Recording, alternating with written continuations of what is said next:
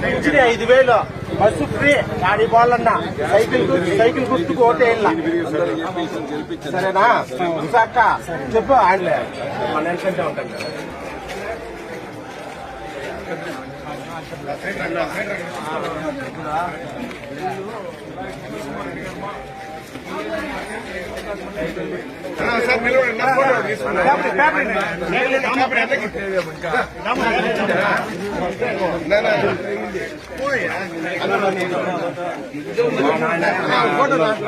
ఇది ఇబ్బందే లేదురా.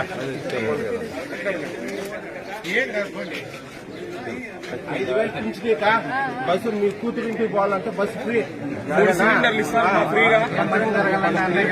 ఏం కావాల్సిన